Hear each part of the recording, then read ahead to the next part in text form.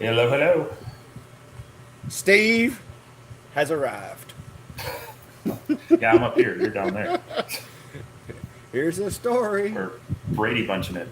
Yeah. Well, it actually does give you more of a backdrop as opposed to this. Yeah, yeah. This you So get to see us in fine detail. Here you get to see the musty shop behind us. yeah, I mean, I kind of like the because you can see what's going on in the background.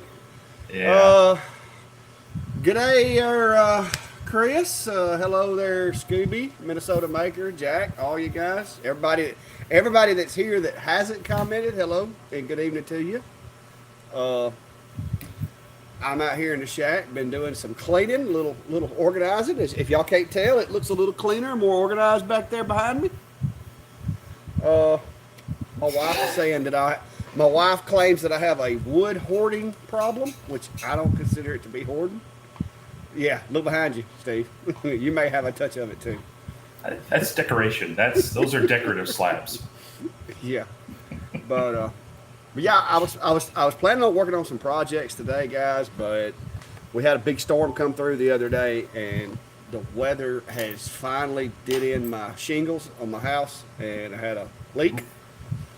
So I spent about half the day today negotiating getting shingles put on my roof and how bad that was going to hurt my feelings. So Yeah, yeah, yeah. That hurt my feelings a number of years ago, and I'm afraid it's going to come around due again. yeah. Well, we built our house in 2005, so we knew it was coming. It's just it still don't met this. It doesn't make it hurt my feelings any less. But anyway, we got that. We Yeah. got that. We got that. I got me a good guy come out here. I tried talking him into letting me swap out some laser engraving for the roof, but it didn't work out. Well, It- it- yeah. now he does want some stuff, but not enough to offset the cost of the roof. So Well, I would think from the prices I've seen recently, I would think that'd be a lot of laser engraving or one really special project. yeah, but he did get a couple of a complimentary bottle opener with his logo on it and some ink pens and stuff while he was here. So uh, There you go. yeah, so There you go.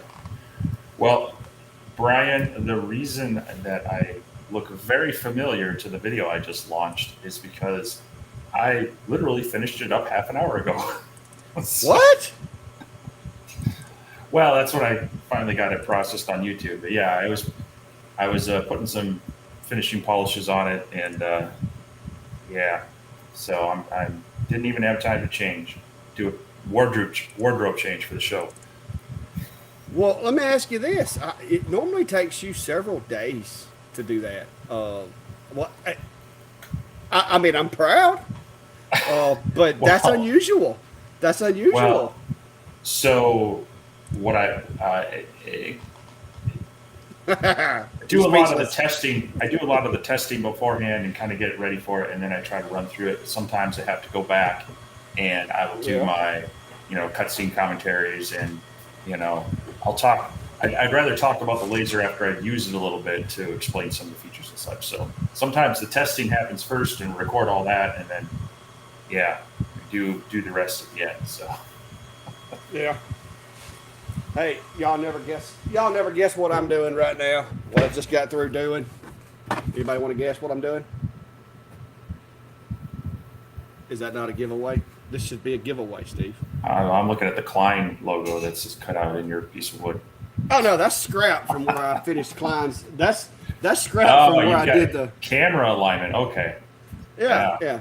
No, this is a piece of scrap. We did Klein's enclosure the other day, and I cut him a trim piece to go behind the glass, and it had his name, kind of in the trim, built into the trim piece. This is just a scrap from that. I just used it to adjust my camera over here for my enclosure right there, guys. Yep. Guess you want to guess what that is, Steve? Um, well, it's a very dirty honeycomb. Well, other than that, look past the honeycomb, Steve. Did you paint it white? It looks really white in there. It's really bright. No, that's just the lighting. You get your longer in there. That's right. That's right. It Very has nice. actually dethroned the A30. Don't tell Adam Stack that, but it did. Well, I mean, It's got a bigger work area. That's really the only that, and it that has was, automatic air assist, guys. Auto yeah, air assist. yeah. Sadly, I only got the lowly Tony Walk to play with, but I was impressed with that. Once I worked out some of the initial issues I was having, the big working area, the auto air. Uh, Even though I run air all the time, it's so nice to have it just turn off and on, and not another switch to play with. So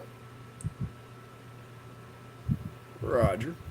Yeah, I now it took me a little. I had to do a little engineering to it because, as you know, they use the same. The connector they use reminds me of my old CB radio days when I had that D104 desk mic. yeah, it's like That a aviation style connector. yeah. So, but luckily, with a little bit of you know wiring, I was able to wire that pigtail onto my M8 relay and got everything piped through the M8, and it works magnificently. So I'm good with that. And I just got it. I just got my jig kit finished for it. As you can see, I now have. If you want it, I'll send it to you, Steve. I now have a jig kit for the longer B1, and I'm pretty sure your machine will work with it. So just got through building that, tested it, make sure it works, and got it screwed down in there so my machine can't move inside the enclosure. So we're ready to go. Jack said he still got him a Silver Eagle. Oh, those were the best. Had the medallion on, had the actual engraved medallion on the back of them. That was before lasers, I think. I don't think they used lasers. I think they actually used a mechanical stencil. Uh, yeah, I had to do a little engineering. But luckily, Longer had done most of the heavy lifting. All I had to do was take a pair of wire cutters and snip their wire that went to the air assist pump and wire it into the input wires for the M8 relay, and it works. So I'm good now. I can actually assign whether I want the air assist on or off, and that's something that the Acer had, but of course, and I haven't been discussing it because I was waiting to hear back from Acer, but I've got crickets from Acer on my L2 24 watt, which is KIA right now. It will not work.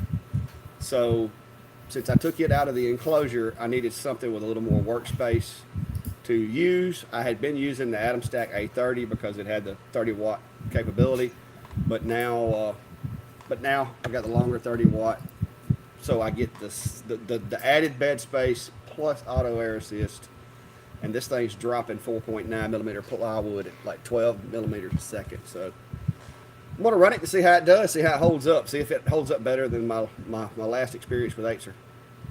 Because I was really disappointed that machine died after like 2 or 3 weeks of use, and I can't revive it. I've tried everything that I know to do, and I've emailed them, and they are not letting me know. I think that's Steve. I will mute mine to see.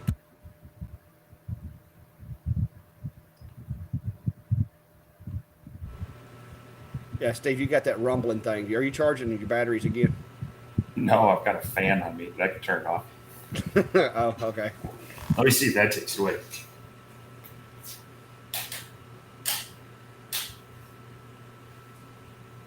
Maybe not. Let's try this. Now, I think it's on your end because when you muted, it went away. I was still hearing it in my headphones when I had it muted, and I can't hear myself. So I'm guessing if I'm hearing it, it's got to be coming in from that way. Because I've got this little button deactivated where I can't hear myself. Well, whenever you press that, it goes away. Well, I'm not hearing it now. It went away earlier when you got up and moved. Okay. I don't know. It's better. We fixed it. Jay Rio wants to know what you think about the 36 watt because favorite like influencer over there got the 36. I only got the 24. Yeah, the 36 watt. That's a pretty nice machine, and my test worked out pretty well. But I'm kind of curious on as we get into these 30 and above diode lasers is how much actual extra performance we're seeing out of them because the beams are getting wider, so that power is spread out over more area. And I think you just have a little bit of diminishing returns. So, um, but it is a really nice machine. It's working really well. I like a lot about it. As seen in my video, I do have some more projects planned for it, but had to get through this fiber laser. That was a kind of a new to me thing this week, and yeah, waiting on a couple other things that might mean a bit of a shop layout change. I'm hopefully going to finally have an extended diode laser here in the near future. Just kind of waiting to get a shipping notice on some rails and such. So, Which one's going to be getting longer on you? well, hopefully, I believe they're the ones for the IKEA machine. Cool. But yeah, unfortunately that one's only 24 watts. It'd be nice to put it on the 36 watt Acer, but we'll see. I'll take what I can get right now. Well, I'm not going to lie. Acer kind of bummed me out with the L2 when I got it because I'm used to my P20 and stock configuration 430 by 430 or whatever. So I was thinking the L2 would be at least that big, if not bigger. So when I received it and it was actually a smaller work area, I was a little bummed, but the extra goodies and stuff kind of made up for it for a little while until it quit working. And now, I'm just totally bummed about it. Yeah, the goodies on it, their offline controller does work a little bit better. I think it's more usable than the others I've seen. It does have the nice feature that if you use that, like if you're going to do a long burn and you export your G code from Lightburn, put it on a USB stick, plug it in there, it does have that power recovery feature, which is kind of nice. The touching off the Z, the autofocus, I think it's nice once you get used to it. It wouldn't be a deal breaker for me to lose that, but the auto air on there is a big deal. And I believe this one too, it regulates the fan. So it's not just constantly on. You hit power. That's one of the biggest things about some of these lasers. You turn it on, the fans go full bore and stay there. So, but yeah, as far as if I was upgrading from like a 20 watt standard machine without a lot of those features, I might jump up to it. But going from something higher than that, I don't know. I'd have to think about that depending on the price and if I had if I needed a second machine, sure. If it was just replacing my other one, I might sit out and wait a little bit. Yeah. Yeah, it's like I said, so far the 30 watts, I didn't notice a significant increase in the dot size with the Atom Stack A30, but I'm gonna be honest with you, with this longer, I'm thinking it's running really, really tight with the size of the beam size of the 20s. I'm getting some really tight drops and some really clean cuts out of this thing. But to answer your question there, Falconer, that's kind of the setup, and my camera's not really far enough back for you to see everything, so I'll kind of walk you around it. See, that's the connector that comes with the machine.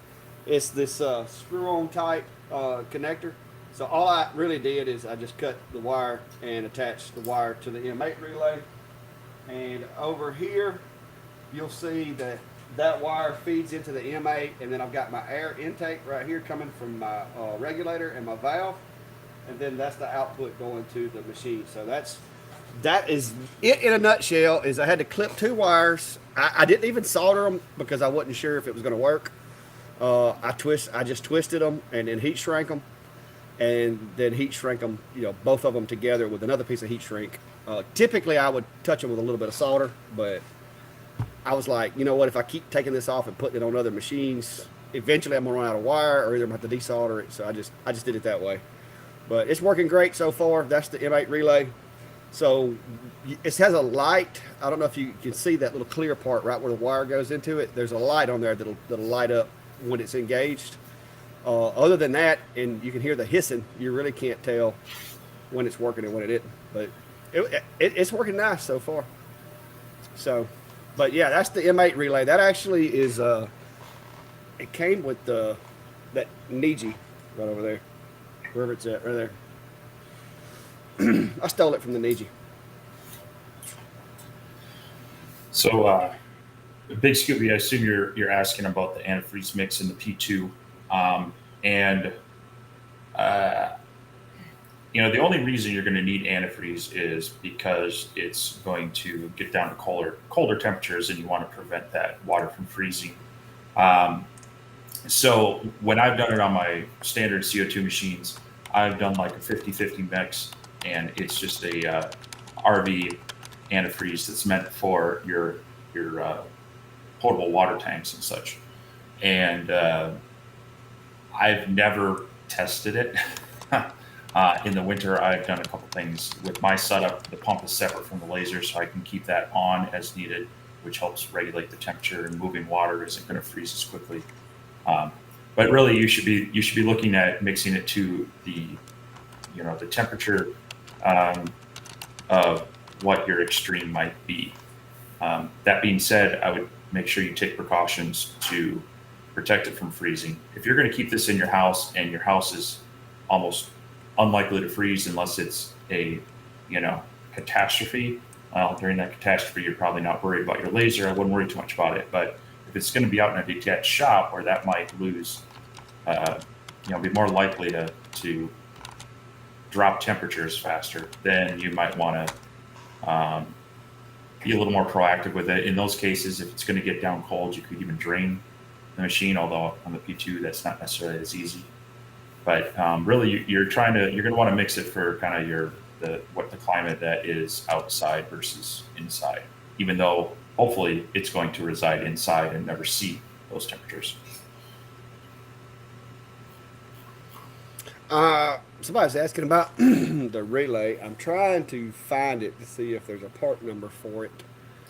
I actually might have something for you on that because I had ordered one. It might be the same thing for my CO2 laser. Well, I can't see it the way I've got it mounted. If there is a number, it must be on the other side. I'm looking to see if I can locate one, but yeah, here we go. I will throw this out there. This is a 24 volt relay, solenoid air valve. So I will. Yeah, well, this one's actually only rated for 12, but it's like 12 to 30 something, I think.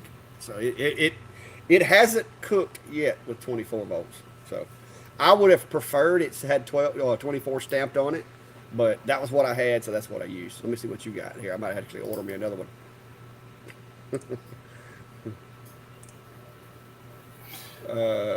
Yeah, I mean that's basically it right there. Mhm. The only difference in that one is looks like it's got a little bit of a shading, like a frosted color to the plexi over the inner workings there, as opposed to this one's clear. Yeah. So yeah, there's a few varieties on that and such.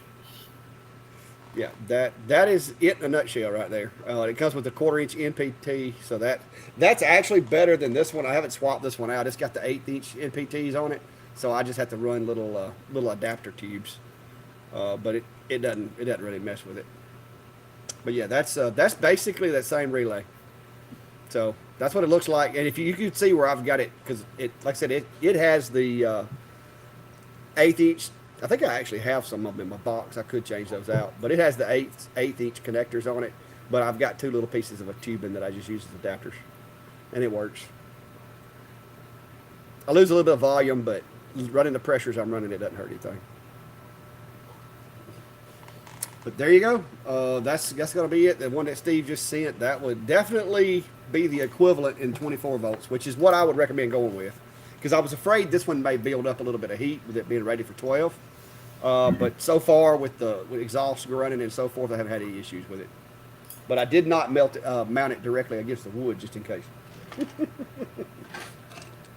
I left a 1/2 inch air gap between it and the wood on a metal bracket. So, what did I miss? If I missed some comments while we were doing all that? Well, Brian was just commenting that basically, if you live in a cold climate like Minnesota, you need to get a mini split and heat the garage. I tried, but the guy wouldn't call me back. So I'm still sitting here doing my own research. Yeah. Well, like I said, I got lucky because I bought mine at Home Depot and ordered it. Got everything except for the real critical parts done, and then I got a brother-in-law that does that, so he come over and did the critical parts for me. Well, so the college I work at, we have an HVAC program. I may be visiting with them and when those faculty come back, saying, Yeah. "Hey, yeah, you know, What do you think? What do you think about this one? I know I don't know how much experience you have with extensions, but so far I've extended 3 machines, and I haven't seen any negatives other than you got to have a bigger um, enclosure. So it depends on the brand. I would say Adam Stack uses that 40 by 20, and it's pretty well supported. Uh, I've seen some that kind of, the ones like I think both Sculpt Front and Niji, they'll get out to like almost 1,000 millimeters in both directions, and I'm just looking at that going, you can't tell me that that doesn't get a little saggy. Yeah, uh, especially with the 2020 extrusions.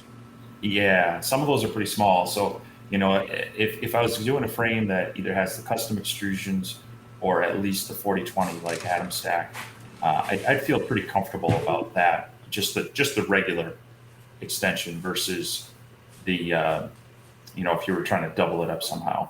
But, I just realized I had like my big enclosure running. I had my dust filter fan running. It's probably a lot quieter in my background now.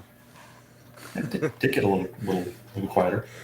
Well, I just realized I got my little filtration system running because I got tired of having sinus problems all the time. I had this enclosure running, and so I went and turned some stuff off. Appreciate you. Let's see.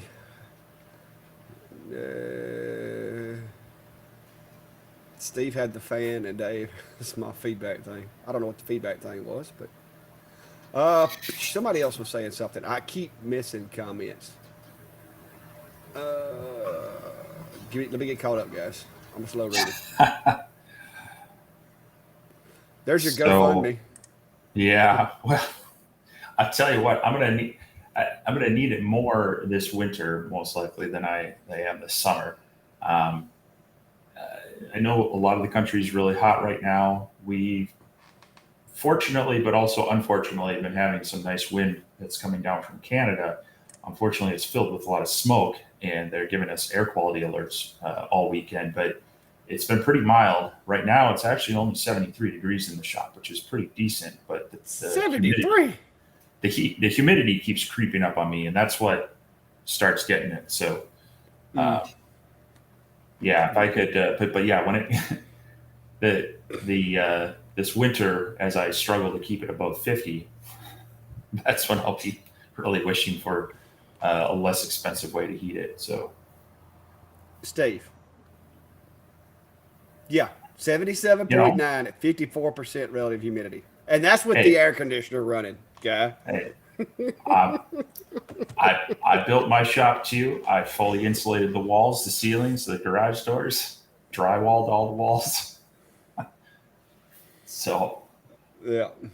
it doesn't swing very wildly, but yeah, it's like I get nice days where the temperature's down, and the humidity's down. I open up the doors and the windows and get some nice fresh, uh, less humid air out there. So Yeah. Well, hello there, Blair. I don't know that we have anybody else from New Zealand. I honestly don't know. Blair, you may be our only watcher from New Zealand, so I've got to get us a map built. That's what I want to do. I was up at May May's the other day, and she had some folks come in from England to visit with her, and she didn't have because rarely do you get visitors from across the pond. So she only had like a United States map, so she had to go whip up an England map right quick to add to the collection. But I would really like to get me a map. I need to get me a map made and put it somewhere, and just start putting, like, marking people, because I think that's cool. well, I mean, you could do it that way. Otherwise, you could also just have a Google map where people drop their location on it that they want to. Yeah, yeah, but I like to display it. I guess I Put it could on display your it. I guess I could yeah display it back there on the screen. yeah. You get that But monitor there. Rob, I don't have an IKEA machine. I might could collaborate with Steve, or like let him have some of my proprietary interlocking teeth. But I don't have an IKEA machine to use. I would love to do more of them, but the problem is if I don't have a machine to actually measure, cut, and test, I don't want to put it out there because I like having the confidence when somebody says, "Hey, this doesn't fit the machine." If it doesn't fit the machine, it's because something's either changed on the machine or your machine's not cutting the file properly. Because I test every design I put out there. I burn at least two or three of them and test them before I put them out. But I think Steve's talked about collaborating or whatever. But I honestly think Steve should just start the ones that he has that I don't. He should just make one personally, and we could just kind of Yeah. have that thing. I mean, Yeah. Well, I can even send you the file from my teeth so that if they have my kit for another machine, they can still use the same panels. You see what I'm saying? yeah. Well, But yeah, I do now have one. It's not in my Etsy shop yet, but the longer B1 now has a Clack Shack jig kit. I just got to put all the pieces together. Brian, here we go, bro.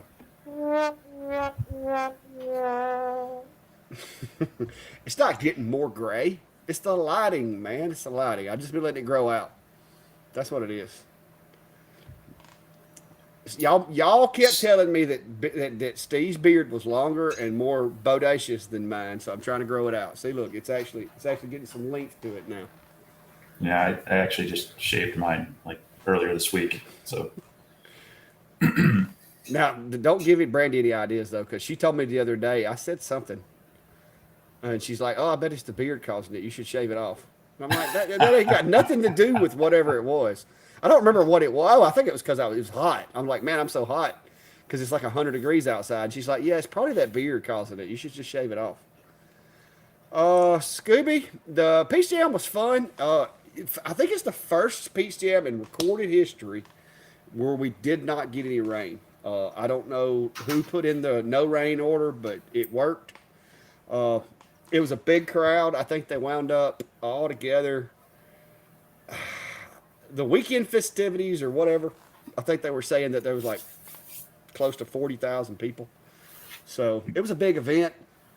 I spent a lot of times. I did not realize how popular, popular, popular. Whew, trees popped in my head. I didn't realize how popular the pet tags were going to be with the actual engraving done there, so that people could, give me the name of their pet, and I could engrave it. And apparently, those were very, very, uh, like in demand because that's mostly what I did all day was engrave those things. I wish I'd have had that guy at the event because you talking about production time going up. Oh my gosh. yeah, I am looking at building an enclosure. Like I'm just going to build a box. It's going to be a 3-sided box, and I may even build it out of Luan, just something to stop people from being able to look at it. And I think that's going to start going with me to events because I can rip dog tags with that thing. yeah, So I can totally see that. Dog tags, keychains, anything small like that is ready to engrave. You could just there wouldn't be a wait. By the time you yeah, ring them up, pay their money, you're like, okay, here you go. You yeah, know, because that's what I would do is I'd just set that up. I'd have me two jig panels, one for dog tags and one for whatever. And because I do like keeping my workpiece in the center of the work area, and I have found the further toward the edges you get, it gets a little iffy. yeah, But with those dog tags and stuff like that, I mean, I could build me a jig and have a spot for 4 of them right there in the center. So it's probably going to go with me to the next event that I do. And it's small, and I can pick it up and just carry it with me. So I kind of like that. Yeah. Brian says I should offer a 10%, get a 10% commission, letting you do the jigs. well, I'll just change them 10% and then call them my own. Yeah. Yeah, it's not that complicated. Steve could build it and make his own, but you know, it wouldn't bother me, but that's up to him. All right, so I think we've missed this question a couple times. Asking about that Elegoo fascida. Um, I have not taken much of a close look at it. There's a lot of, uh, as far as being clones of one thing or another, there's only so much you can change some of these machines. But anytime you can make it compact, anytime you can add better uh, um, cable management, any extra features you can add that work both standalone and in other software like Lightburn would be great. It is interesting that it has that kind of wide protective shield on it that goes across the gantry. Yeah, I've seen some videos of the machine, but I haven't actually got to touch one yet. Somebody was asking about is there a place to give measurements for a box? I just dropped that in there. Victor, Victor was asking. I just dropped that in there for you. That is the one that I use. If you just need that simple little box to drop out real quick, and I think Steve, didn't you do a video on using boxes.py? Yeah, I did a video on using that to make some custom boxes. Did a couple examples in there. So Yeah. Yeah, Chris, I actually have some metal pins now. I got lucky the other day, and my buddy that runs the laser engraving shop here in town ordered like 5,000 ink pens, uh, and turned out that the customer wanted black ink, and these have blue ink. So we traded out some work, and I've got 2 boxes of these that's like that big. So I've engraved a few of them. I've got the settings set up. I even built myself a jig for my machine. This is my little baby com marker jig for pens, and of course I do two-sided, so the pen just sits right in there, and you can use the little thing there as a reference to flip it right over and press it back in there. So works out pretty good. But yeah, I think I got 1,000 of these off of him. But there was an engraving job that he took in at his shop that he couldn't do with the CO2, or didn't want to shut his CO2 down long enough to do it anyway. And so I did some work for him, and he paid me in like 1,000 pens. So it worked out pretty well. I was going to buy the pens from him, but while I was in there negotiating the deal, he's like, "Hey, think you could do this job for me? I don't want to have to shut my machine down to do it." And so I did it, and he paid me with pens. So question on what you guys use for collecting credit debit card payments at events. I have Square, but primarily I use QuickBooks. I use QuickBooks for all my business financial management because, guys, there comes a point where your hobby gets out of hand and a spreadsheet just no longer gets it when it comes tax time. Uh, I use QuickBooks because QuickBooks ties directly into Etsy. So it tracks everything from sales tax to income to refunds to everything. It connects to my banking accounts. And they also, for I think it's $50 when you set up your QuickBooks account, you can get a uh, credit card reader that actually will even do. I had one guy paid at the event. I didn't know you could even do it. He paid with his phone. Like, he didn't have a credit card. He did the touch pay with his phone without even having a credit card, which he was really impressed that I was able to take that type of payment. I was also, because I knew you could put the chip in there, but I did not know it would take touch pay until he walked up there and just tapped it with his phone, and it was like, "Do you want a receipt?" I'm like, "What did you just do?" So that Yep. was that was an option I didn't even know I had that I have had. But the reason Yeah. I like QuickBooks is whatever app, like when I open my QuickBook app on my phone or on my iPad to take payments, it gives you the option to use the GPS to determine which sales tax you need to be collecting. And that's really handy because it GPS is your location. It automatically says, okay, you're in the city limits of Clanton, you're in Chilton County, you're in the state of Alabama. And so it applies the needed taxes to that transaction. And then I charge it And then at the end of the month, when I get ready to pay my sales tax, which is the 9th of every month, you have to do that.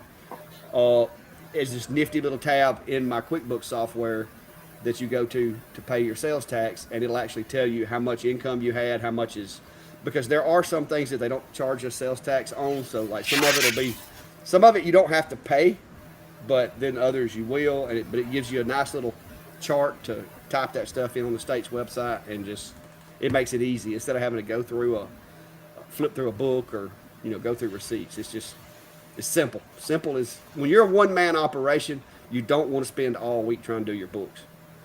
So Yeah. So, I mean, I have the PayPal Zettle reader, and it'll do all those functions too.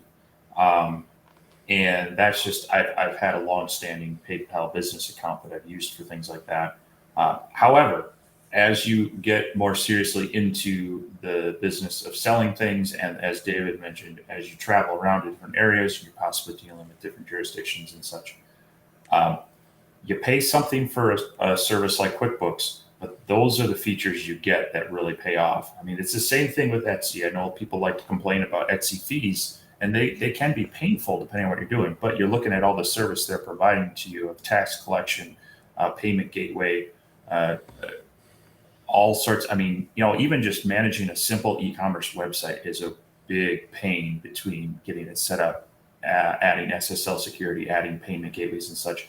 There's a value to that often is worth the fees that some of these other places will charge. So it's just something to consider as you're looking at these. So um, some people get sticker shock looking at QuickBooks, but when you consider your time and hassle, not only day to day on accounting, but tax time for income tax, monthly sales tax, things like that, it can, an hour or two saved doing that can really pay off in the shop. So. oh well, it's another thing is the app, the QuickBooks app. I went and bought some supplies today, trying to do a little bit more, of my insulation, and I had to buy a multi-port AC adapter for my table there.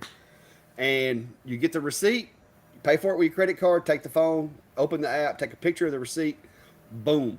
QuickBooks takes the receipt, gets the information off of it, uploads it to my account. It sees the transaction go through at the bank, it matches them up together, and it digitally files a copy of that receipt in my paperwork so that at the end of the year, I can go in and I can, when I get a chance, I can go in here and say, yes, that was supplies or equipment or, improvements on the building or whatever. And then at the end of the year, all that stuff's categorized and you ain't got to go through there and guess at it.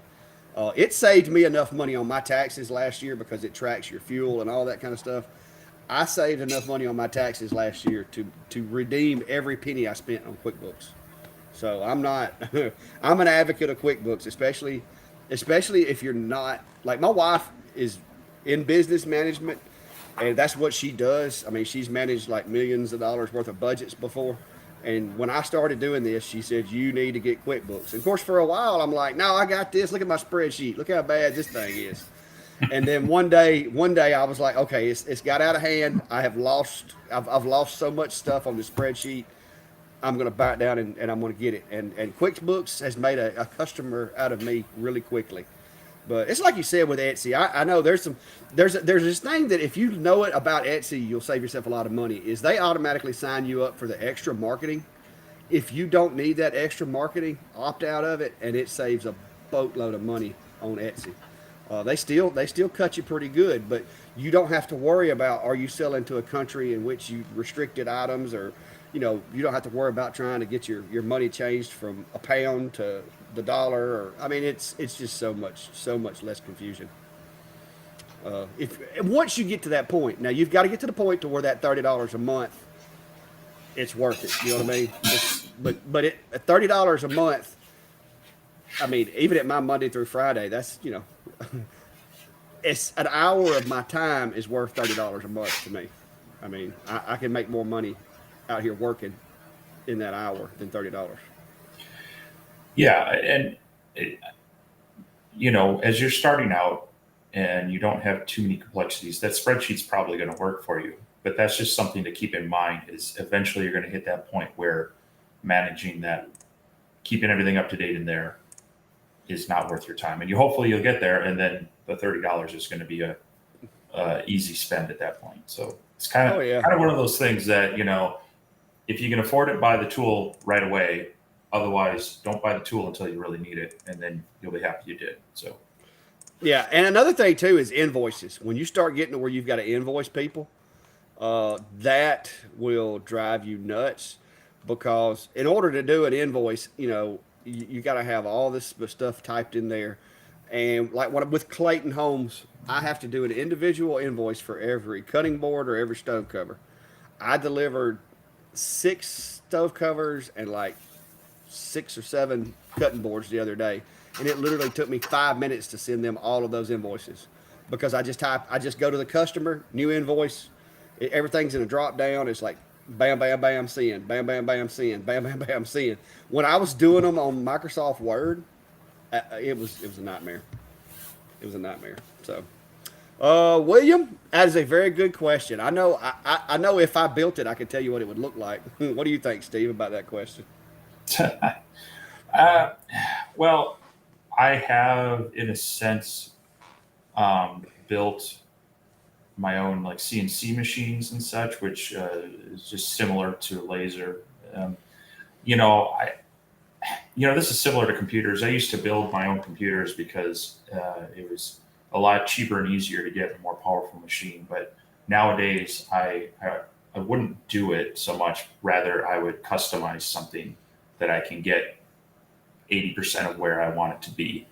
Um, I think there's just too many well packaged items that you can modify to necessarily go straight to the build. And I know people have done it, and I think it's a fun practice if you want to go through that process. And I always would advocate anytime you can build something, you're going to be better at maintaining and fixing it, or anything you're not afraid to tear apart and put back together. You're going to know it better. You're going to be able to understand the machine better and more readily maintain and repair it. So, but yeah, I think just my time, I would do it if there was something fun and unique to it, or there absolutely wasn't something that I couldn't get off the shelf. But most times I'm going to buy something and hack it or modify it rather than completely do it from scratch. So, Yeah. Well, now, Steve, I know for a fact that me and you actually have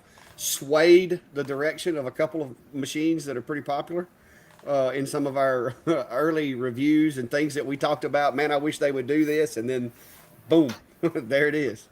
Uh, I honestly like to think that Longer was listening to me when I said that they need to make those metal sleeves that cover up the laser removable.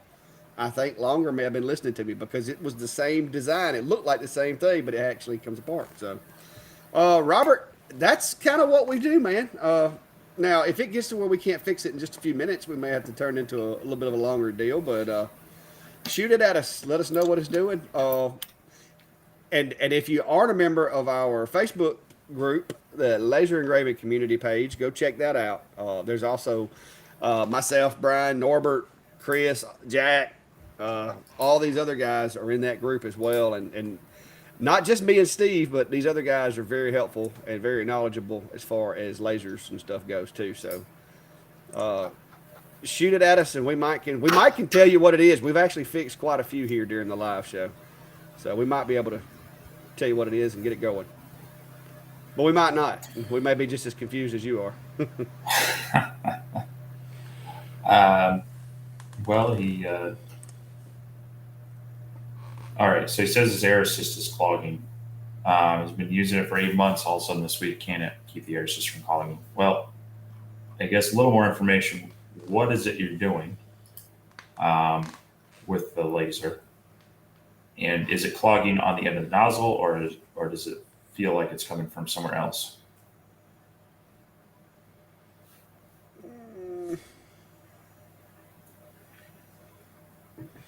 Because if it's at the nozzle, that's probably something to do with the material you're working at. But most of these air pumps do have like an air inlet, and some of them actually have filters or don't and can suck things into the whole system that way. It says end of nozzle, but very heavy debris. Well, that's very material specific too. Is there a new material such as bamboo that you started engraving? Because I will tell you that I have found with a lot of the bamboo that I get from Amazon, you can get some pretty thick, like tar buildup from that stuff. And of course, one obvious thing that you could do is increase your air pressure and see if that helps. But like Steve said, there's a possibility that your air pressure from your pump is decreased. And if it has an air inlet, maybe it has a screen or something on that air inlet, it may be that your air assist is starving for air. And therefore, you're not getting enough pressure at the tip, which is allowing the fumes to, you know, kind of encroach upon it a little bit more. Um, the Revolution Ply, Nice. you're familiar with that stuff. I'm starting to hate it. Um, it works great until you hit a pocket, and then it's just like concrete. Um, but yeah, the other thing is I'm not 100% sure on the V35, but you know, if you haven't really cleaned out the module itself, it could be blowing more debris down through there. And if that's getting into the cone in any way, that could be helping add to it as well. But yeah, I would go through your whole thing. Maybe run some. If that's got the same piping as that's got that rubbery piping. I don't know that you can necessarily replace that easily, but maybe run some cleaner through it, and make sure that there's nothing in your hose. Double check on the. I think there's usually an air inlet on the bottom of the air pump. You should be able to take that panel off, maybe clean that. Just make sure that you're getting the proper airflow through the system itself. And but otherwise, that even though you're using the same product, same material, um, they can sometimes they make subtle changes that they don't think matter to everybody. It's the same thickness and same look, but they're using like a different resin or a different glue in that batch, and that can have an adverse effect that they didn't intend because they didn't think about the laser people necessarily when you're getting it. So, um, you know, maybe double check that sheet isn't bad. Another thing too that I will throw out there that I have noticed can make a difference. If your honeycomb's got a lot of tar buildup on it, you may want to clean that thing because there is a possibility that not only are you vaporizing the material and causing tar, but that your honeycomb also has a lot of tar on it, and it maybe that stuff's just kind of hanging around that nozzle a little too long and causing a buildup. I did have one machine that for a while my honeycomb was like really bad, and I started getting those micro explosions and stuff, and it was causing my nozzle to get a little dirtier than normal. So I can't say that that's going to be the problem, but I would probably, if the honeycomb is really dark, since Steve called me out, if your honeycomb looks like this, or actually that doesn't look too bad from this angle. But if your honeycomb looks like the really dirty parts in the middle where the whole thing's black, it Yeah, may be time to clean that. yeah. If it's gone from brown to black, if nothing else, when your laser head hits that, not only you might get some of those micro explosions, but it re-vaporizes that sticky goo, and then it gets on the back of your project. So, yeah, you pull it outside, put some degreaser on it really quick or something, hit it with a pressure washer. If you've got one, it'll come off pretty quick, dry it out, and if nothing else, it'll help your projects be cleaner on that side as well. So, and when a lot of people complain about the smell lingering in their shop, a lot of it is residue on your spoil board or on the laser head itself or on a honeycomb. You clean up that honeycomb, you'll notice a big decrease in that kind of ambient, lovely campfire scent. Yeah, I don't know that that's going to work, Chris. It's just going to keep you from knowing that it's dirty. I think that's just kind of like sweeping it under the rug, isn't it, Chris? Uh, Brian, I had a comment from Brian earlier that I needed to see. Where's it at? I missed it. I missed it. Yeah, and well, while you find that, there's been a little chatter about Revolution Ply. I have been playing with it. I've been testing it, but I have been finding more. It does tend to be a little smokier, and it's been more inconsistent for me than say like the 1/4 inch sanded stuff from Home Depot. I've had a couple of larger projects I've tried, and it's got some fine details into it to where it's really tricky to fix that with a razor blade when it doesn't cut through. So if you've got another option, you might want to do some playing on that. So Yeah, there it is.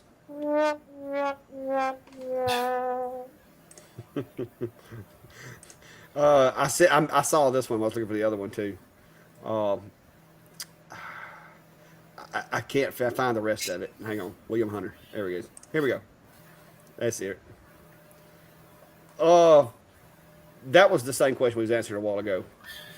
yeah. So in Yeah, that case, it would be kind of modifying it or building, an enclosure that allows that yeah, drop to be made without, having to yeah, rework the machine. I appreciate when machines add, like X Tool has the screw-on feet, and those aren't terrible. Or Tour has these fold-down feet, and I tried to get some. They were out of stock. I 3D printed some. They work okay. Um, but yeah, I would prefer they have a moderate amount of lift in them to begin with, and then I'll design, either a jig or an enclosure around that. So yeah. Yeah, I think I've went about as far out on designing an enclosure as you can go on it. There's not much more that I could add to mine unless I just like put Siri in there that would turn it on and off automatically. Uh, yeah, age-old question. mm. And you get that regular old IT answer. It depends. It depends. Yes. Uh, yeah, I know some. It really does depend. And I guess the best rule of thumb I could say is if it's typical use on material that isn't overly smoky, I would do it at least within every 8 hours of operating your machine. But you may find that if you're doing, say, Norton white tile with paint or painted canvas, as you're blasting that away, it some of that debris gets up on your cone, and you'll almost want to pause your job and clean it partway through, let alone wait for it to the end. But Yeah, yeah, it really does depend on it. I try to keep a good eye on it, monitor it, looking for any buildup on the nozzle, and that's where it's nice. I know we got to be careful in our reviews where we don't give people bad advice that are going to hurt themselves. The shrouds around the lasers are there for a reason to help add a layer of protection from your eyes. he's But they talking also, to me. He's talking to me, guys.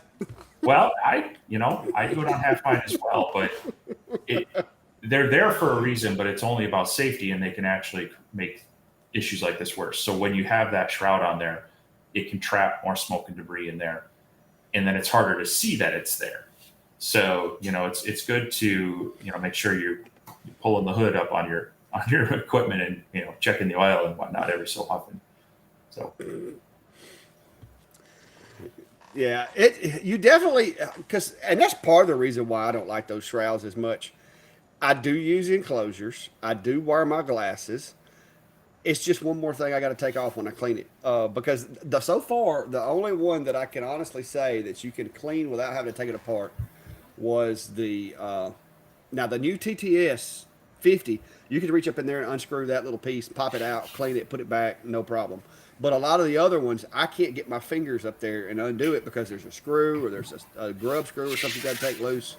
So to me, it's a matter of convenience and the fact that how many layers of safety do I need? Because I'm using an enclosure, I'm using the glasses. I just, yeah, I personal mean, choice. I have met you in person, and I'm thinking maybe. Yeah, but it's a personal choice. But if you wear these regularly, that's kind of your last line of defense. So, uh, but yeah, it's a personal preference. But I can't stand them. I can't stand those little covers. They create me more issues. Uh, an hour count, yeah. I would hate to see what the hour count on my P20 would be if I had hour counter on it. Yeah. That would be insane. So my DSP controlled CO2 laser in the controller, it has two things. It has the machine hour time and then the what they call it lamp life, and so that's your laser tube power on time, which can be two different things. You know, your machine can be on longer than your lamp, your tube is running. So, of course, much like you change the tube, you want to remember to go in and reset that. But it is a nice feature to be able to see that in there. But again, I hate to give anybody like, do it every 6 hours or 8 hours or whatnot. Those are general guidelines to think about because it all depends on the conditions you're running it in, and it might need to be sooner, or you might be able to go longer. So.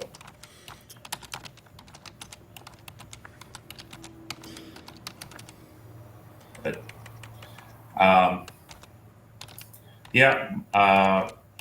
Michael, I did see that David Tan was one of the founders of Ortour. He left, and Gil, one of their primary customer support gentleman, is on his way out as well. And that's it's always you always got to ask why, what's going on. I know that Justin, I say David, I meant Justin Tan. He's actually spinning up his own new company, Algo Laser, and so it'll be interesting to see what develops out of that.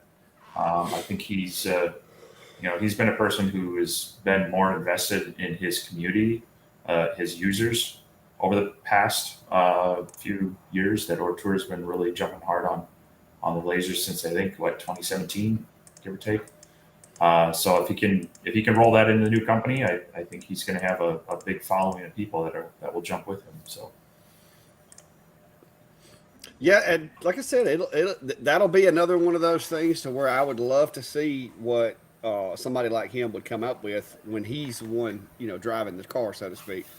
Because some of the innovations that Ortour was making, it was kind of, it was leaps and bounds above other people for a while there, and so.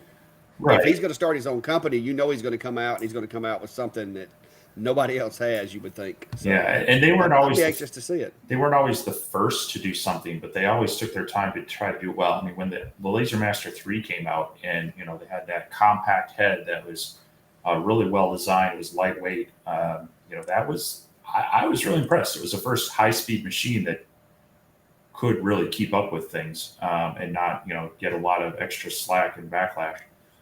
So if he continues that streak of, really putting some thought into it before just rushing some products to market, I think that'll weigh well for him. And conversely, if Ortour, changes, that's going to hurt them as well. Besides just losing two very key people. So.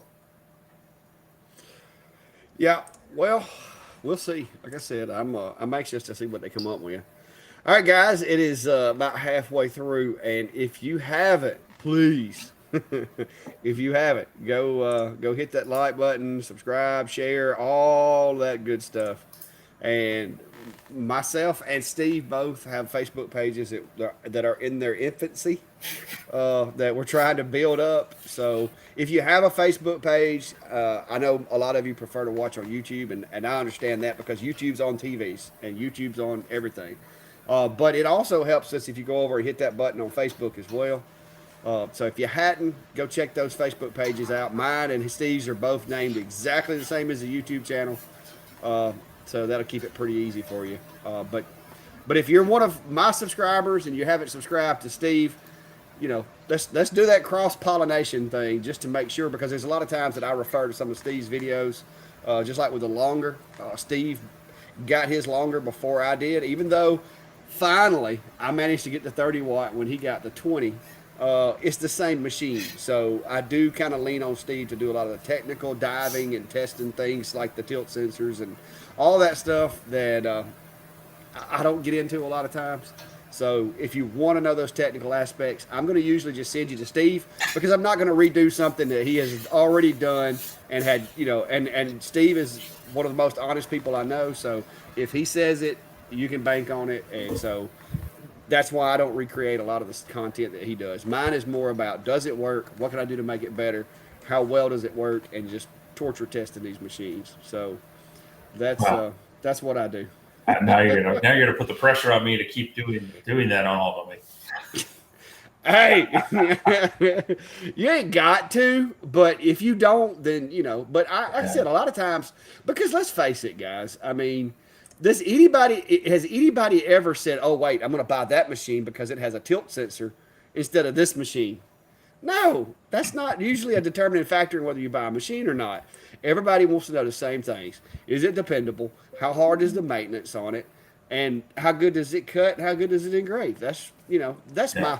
my thing. Yeah. Well, I mean, Now, and I like it to. is good to know whether they're telling you the truth or not. But Yeah, exactly. And I think that's where it gets me is especially when you start seeing these higher price points because it has this feature, that feature, and the other thing. And so, even though it might not be something I feel is pertinent to it, if you're paying for it and they advertise it, I like to make sure that that works because there's going to be that person out there that says, "Hey, how does this work?" or "Why doesn't this work?" So, that's where I kind of try to deep dive a bit. It does sometimes take me a little bit longer between getting into those details and life in general. But I think I know from some of the comments I get some people who really appreciate the dive into some of those technicalities and such. So hey, I appreciate it because I watch them a lot of times. I watch most of all your videos. So, uh, VS35 3D. I would show you mine, but I've got a video out there that explains it. But I probably have the simplest rotary setup exchange that you'll ever see. I haven't seen anybody that has me beat yet. As far as the most versatile setup. Now, there's people that can, pull their honeycomb out and then plug everything together, but I have an aftermarket switch that I got from a fellow Etsy store owner, and I have a drop deck in my large enclosure, so I can just literally, at the push of a button, I can lower my honeycomb down and flip a switch and then click the enable rotary button in Lightburn, and I'm going from flat surface to rotary within, I think it what was it 20 seconds, I think is what it was in the video. It takes me about 20 seconds to go from flat to rotary, and then from rotary back to flats, basically 20 seconds. And 3 or 4 of that spent walking from the computer to the machine to do it. So, um, well, I'm not going to say anything much, but I'm going to try to beat you at that. hey, I like a good challenge. But yeah, Brian, the switch, if you're talking about the one that I've got, it's in that video below right there. I dropped the link to that video. All the links to the parts that I used for the switch and everything is in that video. And the guy that makes it's from, I think you said he was from New York. And he's just a hobbyist that works on. I think he actually works on musical instruments and builds guitar. What do you call it? The little boards for guitars. But he kind of is a hobbyist laser engraver, and so he built that to help us out. So, and I've had good luck with mine. I've had mine in there now for several months, and it works great. Okay. Well, I don't know if there's a link to his exact, but that's the guy that makes it, Laser Accessories. Yeah, Frets. That's what they're called. But he's a nice guy. He sent me a couple of them to try out, and they sat in the shop here for 2 or 3 months because I didn't really have a need for them at the time. But then when I built my enclosure Zilla, that was kind of a natural progression towards making my enclosure more streamlined, and it's worked great for me so far.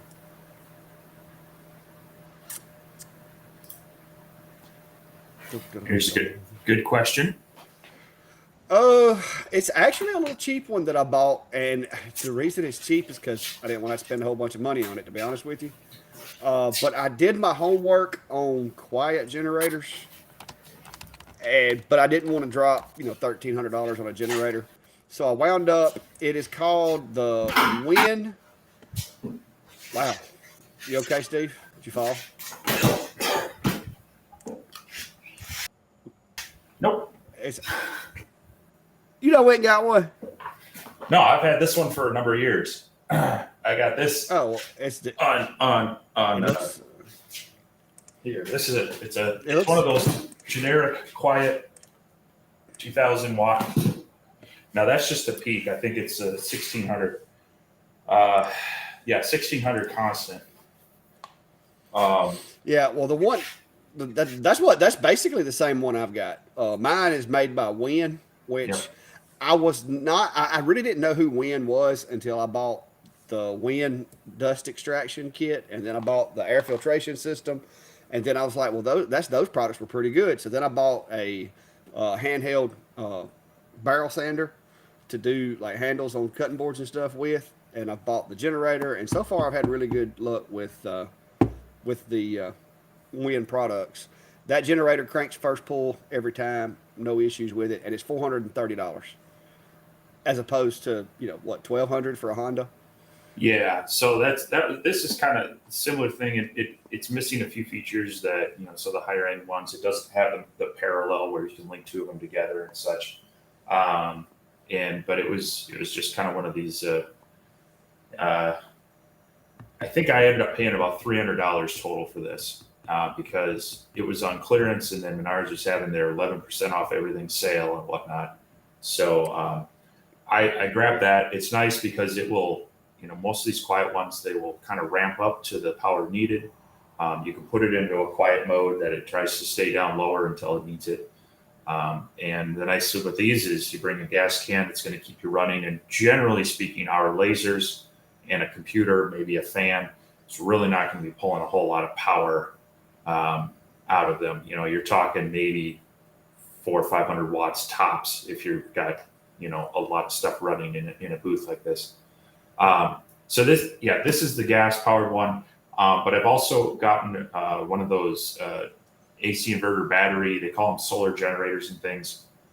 I've got one of those that's got about I think they rated at 1,400 and some watt hours, but then the usable is closer to like 85% of that. I actually have plans to take that out and test that. I'm going to test kind of a booth setup, show running off the generator, show running it off of that to kind of get an idea of how long you could expect to run one of those. And the nice thing there is that it's not, there's no emissions, there's no noise, but you got to charge it back up when you're done with it. So depending on how much you're doing at an event and what type of setup you have, I kind of want to see on that one to see where that would leave you, at a day-long event. So. Well, the one that I have, like I said, the Win, it does have the eco mode where it only revs up to the needed RPMs for whatever voltage is being drawn. And my portable shack has a large battery backup built into the table. So basically all the generator does is charges the battery backup and provides a steady stream of electricity. And anytime I turn something on or something powers up, the battery kind of takes the edge off of that. So I ran mine the entire time of Peach Jam from 9 o'clock a.m. until 9 o'clock p.m. and didn't even burn a tank of gas, which is like a gallon. And I had my Xtool D1 Pro, a laptop, my monitor that people look at when I'm putting the text in to make sure I spell everything correctly, 2 sets of string lights, and a 24-inch fan, and my air assist and my smoke eater, all running off the generator. And like I said, I use like a gallon of gas the whole day. So that's not bad considering, especially considering that's only like $4 if you do the math. And I didn't have to worry about, because where I was at, solar would not have worked because I was underneath the shade trees. So I want to build a solar array into the portable clack shack so that I can use it from time to time. But when I was putting everything together, solar was going to cost me more than a generator. And so it's more of a financial decision at the time to go ahead and just go with gas. Well, there are some, there advancements in solar panels the past few years have been pretty crazy as far as the price coming down and the efficiency going up, but you still have to be in an area where you're going to get decent light. And so that's where it's great that they can back up. If you can get one of these portable power stations that has, basically battery backup and a UPS mode to it, to where it'll pass through the power rather than degrading your batteries as you do it, that would be ideal. But yeah, it's just something to consider because every place will allow you to run a generator wherever you're at. So That's one of the first questions I ask them, and then I ask them, do they have a layout, and can I select my spot? And I try to make sure nobody is to my immediate right, if I can help it. Put a little space between us because that's where my exhaust blows out. yeah, Even though I am using the Comgrow filter, it's not 100%. They're still going to smell like they're still going to smell like there's a fire somewhere nearby. yeah. That I've actually been using my little Comgrow unit as an air capture thing for the com marker B1 or B4. So I have the little nozzle just right down off there, and it tends to pull most of that up. So it tends to work really well. That I tried it a few times on an enclosure down in my basement in winter, and I'm like, nope, this is nope. Yeah, I've been using. I've got two of them because I bought one, and about the time I got it delivered, Comgrow sent me one. But I've got two of them. I've got that one that I'm using with the com marker, and then the other one, of course, is built into my portable clack shack. But yeah, I've been using that one. I had it on loan to my brother, but he said he wasn't using it, so I was like, hey, I need to call it home because I need it. Because you told me you were using yours, and it was working pretty good. So I was like, you know what, Steve's got a good idea. So I called Bull, and I'm like, hey, if you ain't using that, I need to get that back from you. And he wasn't using it at the time, and so it's back in the shop. JD, it's not too bad. You can just click. Hey, I'll make it easy on you. I'll send you a link to the Clack Shack on Facebook, and all you got to do is look for that like button and hit that follow button. That's all you got to do. I'm gonna make it really easy for you. There you go. That's it right there. Just click that link and look for the button that says follow or like, and you click both of them. Just all of them. Yeah, there's a reason I use 1/2 inch on mine. They get pretty heavy in a hurry. Well, the latest design that I went with for Klein's, we use 3/4 pine. I didn't know you could buy 3/4 inch pine plywood, but instead of the birch, we got the pine plywood significantly cheaper and went with it. And with the sloped front design with the door, since he's not lifting his up, putting anything huge in there, we went with the sloped front, and which it wasn't 5 foot. It was his machine was the same as Enclosure Zilla as far as the width. It was 48 inches, but with his it wasn't too bad because I cut a big section of that wood out to put that 12 by 24 piece of acrylic in there. So, but he didn't have the need for the added height like I had on Enclosure Zilla over here. The Aitzer sets up a little high. If I did that slanted, I'd have a problem. I suppose. I'm still not seeing the comments over there beside us for some reason. I don't know what's up with that. It's coming out because I'm seeing it on Facebook, but I can't see it on my end. This program's a little glitchy. But so speaking of Comgrow, did everybody see they're finally coming out with a new laser? They got their, what do they call it? The Z1 Pro. It's a 20 watt. Yeah, I've heard about it. Are you getting one, Steve? Is that why you bring it up? Well, I actually just handed off my original Z1 to a friend to do some playing with today. And I was telling him, I'm like, yeah, I haven't heard much from them in probably 8 months. So, I mean, as always, if I've got time, I'm happy to check one out and such. But I was wondering if they were on life support because they hadn't really come out with anything new in so many months. Well, I think they've just been riding that Z1. I mean, because they're still active on their Facebook and YouTube pages. They are. And their group pages. And if you're not, they do a lot of live streams where they give away prizes, and sometimes it's a honeycomb or an air extractor or whatnot. And there's maybe 20 people there, so your odds are pretty good. So, Chris, I use my little springs with the offset, and they work really well because they hold the door closed, and they also help like pull it back and hold it up in place when you open it. But it's just a spring that I have set to where as the door rotates, the tension goes up and then pulls back down. But I don't. If it gets to the point to where I have a problem lifting the doors, I'll probably go with a sliding door, or maybe like you said, just have me a little key fob where I can get it like my truck doors, and it'll open up. Steve's like, I'm going to install that in mine now. But No. I will tell you this. Apparently, there's some people in my area other than just me and Klein that are using that 4.9 millimeter Luan that I buy. Yeah. Because every time I go in there, they're running. The good news is it's always like fresh wood. You're not getting that old ratty, wood that looks like it's been moved all over the place. I picked up 5 sheets yesterday, and it is pristine. No knots, no glue pockets. It is awesome. So, Nice. yeah. I just got to get out there and cut it up. I was going to do it today, but I spent half the day with the roofer.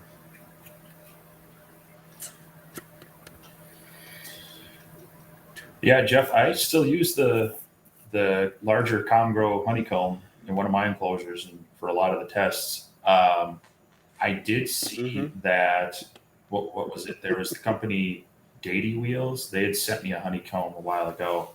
That was the typical 400 by 400, but they came out with a 500 by 500 and had a deal on it recently too. That was, I think you could get that, and they sent a code that for people to use. I posted it, I think, on my YouTube and Facebook page, but it got an extra 10% off. I think brought that down to, I think, around $50 for that one, and under 40 or right around 40 for the other one. So the biggest thing with honeycombs that I look for is, obviously the size, but then making sure that it has a steel weave instead of the aluminum weave.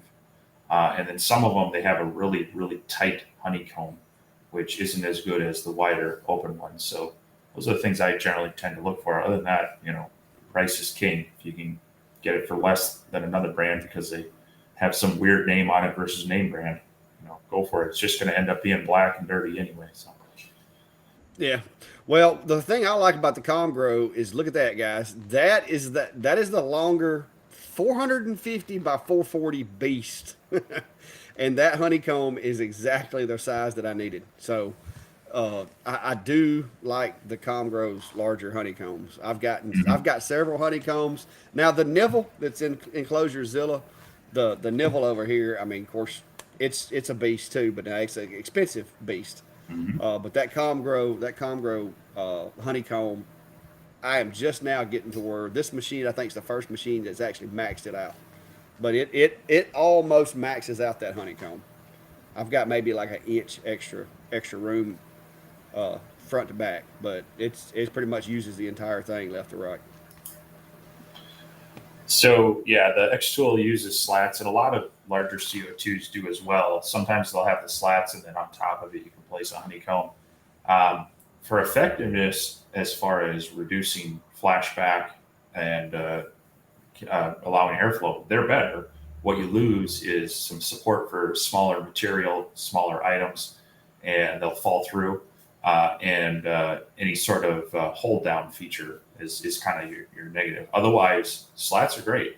They're going to do the best to allow that air to move and not sit and fester underneath your material. So. Yeah, it probably wouldn't hurt to have a small honeycomb just where you can throw it in there when you're doing intricate work or something, though. Mm-hmm. Because, like you said, if you're cutting out letters and the letters smaller than those slats, now you got to take the slats out to go retrieve your letters out of the bottom. So, yeah, you can get you just a small light. Oh, by the way, the TTS 20 came with its own honeycomb. But like this little guy right here, this is a really rigid, like most of them, Steve can vouch for me. Most of them, when you get them, you can see where it was like trimmed and the joints were just kind of thrown together. This one is very well machined, and it is really sturdy for a small honeycomb. This is my new testing honeycomb now, and it's really rigid because it's only, now it's small, so it's probably, let's see how small it is. Stand by. This one's only like maybe 16 by 16, but it's very, very rigid. So something like this, I think, would be handy to be able to throw up inside that P2 and use a honeycomb when needed. Yeah, Chris, I think the word that's tripping you up there is affordable. When they get into that Yeah. size, it's hard to find them. CloudRay does make a number of different sizes that you can get, and sometimes even customizable. But what kills you is the shipping. Is they definitely want you to pay full price and then some for shipping. So unfortunately, 850 by 400. That's what mine is. The nibble. well, right, but it's still what $200. Yes, it's Yeah, almost I 200. think there may have been. What did I see? Maybe Sculpt Fund had a longer one like that on Prime Day. That was maybe 150, 160. I thought there was maybe one, but yeah, it's Klein's the one that Klein bought the other day was really cheap, but I cannot find it on Amazon. I'm not sure where he got it. I'll have to ask you about that because it was cheap, but now to his disappointment, it was aluminum, and mhm. being that long, as long as it's well supported, I think you're okay. If you support the middle of it, like I do with the little magnets that I lay in the bed of mine, so that it sits on those magnets, I think you'd be okay. But if you were trying to support it just on the ends, that aluminum would be a little scary for me.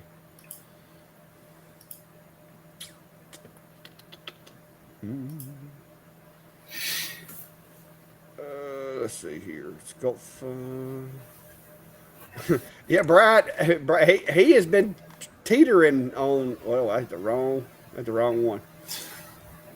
But yeah, Brian, he's been wanting to come over and do some more videos. He thinks he likes being in videos, but he has started him a Facebook page. But I think he's got a little ways to go before he can do an Amazon page, I believe. Because if you don't have so many referrals a month, they kick you out. So he might want to wait on that for a little while.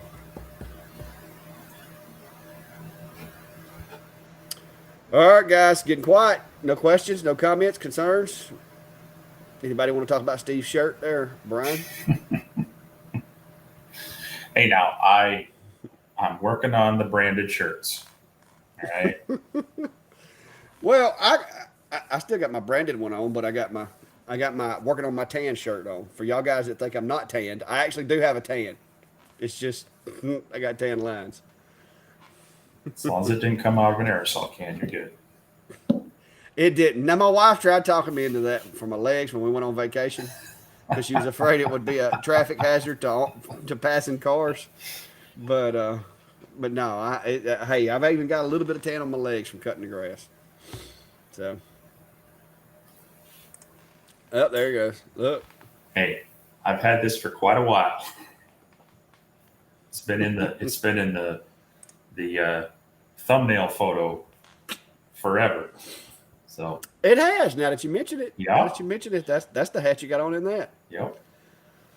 Well, oh, we do have. I do have an event coming up, and I don't think Steve's going to be there September the 9th here locally. But for any of you guys that are Alabama natives or nearby, because I actually did see some of my neighboring people at some of the events recently. So far, I've had visitors from Tennessee, Mississippi, Georgia, and Florida, and Kentucky. So if you're going to be coming through the area in September the 9th, there's an event on my Facebook page. I added myself to an event that's already created. We'll be having a meet and greet with myself, Cog Hill, a bunch of other farming channels. I think May May's going to try to go. I don't know if she's going to or not. And Holly over at Simply Lake and Lace, I think she may try to get there, but she's uh, having a baby, and I don't know how the baby's going to interfere with her participation. But if you're coming through, I don't think Steve's going to make this trip. Yeah, probably not. Although um, there are, so there's a this is out in October, and I'm not sure how it's going to go yet. But there's a Minnesota Woodworkers Guild has an expo, and this year it's going to be at a larger site, Canterbury Downs, which is on the south side of the Twin City metro area. And one of their organizers has been talking with me to see if there's something that I can do around lasers there. I haven't committed to it yet. I've gone to this a few times in the past. So I got to talk with him a little bit more to see if that's something that I can do. Um, And I'm leaning heavier to possibly making it down to the Lightburn convention that's going on. That is end of October. Um, they're starting to announce some of their speakers and what else that's going on. One of the speakers that caught my eye was Bob Claggett from I Like to Make Stuff. I've been a fan of their work for a number of years now. So he does a lot with Fusion 360 and Lightburn, both on CNC machines and lasers. So I'm starting to really consider maybe going to that event. It's not a terrible drive for me. I think it costs $125, and they give you a free year of Lightburn renewal and a free T-shirt. So Yeah. It is funny that you asked that, Ralph. To be honest with you, I have considered doing a dual feed air assist on my enclosures because I do run a little bit of air pressure all the time, but when I'm cutting, I run about 10 psi to the regulator. I have actually considered doing a Y on my machine and having two regulators and having a low air pressure line and then having the 10 psi kick in behind it. But I haven't done that. And what I was going to do is have the low air pressure. Basically, when I turn the air on, is it stays on. Because in Lightburn itself, you only have an on and off switch, and you have to pick what relay operates that on and off switch.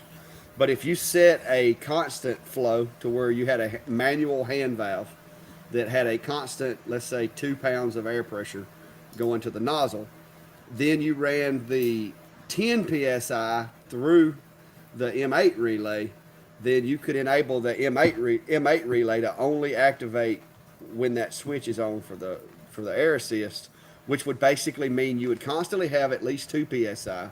But when you enabled the air assist, it would engage the other relay and bump it on up to 10 psi. And I've considered doing that, but I usually just run air assist pretty much the entire time I'm engraving.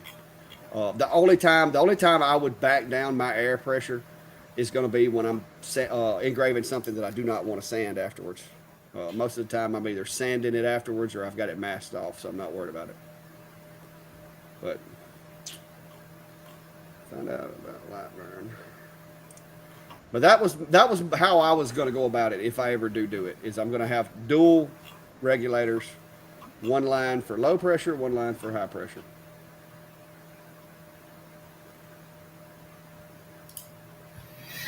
Is it possible to set up with a diode laser that can cut an eighth? What's BB? Eighth each? Baltic Birch. Oh yeah, eighth each. Heck yeah, I'd cut the crap out of that with no charring. I would think. What do you think, Steve? You do more with Baltic Birch. Yeah, I mean, if you've watched any of my review videos, almost all of them, that's one of the things I test because I still have a good 10 sheets, 5x5 sheets of it that I'm running through. So it definitely is. It's something that I would say you're going to want at least a 10-watt diode and air assist to get through it. 20-watt, obviously much better. But air assist is key in that.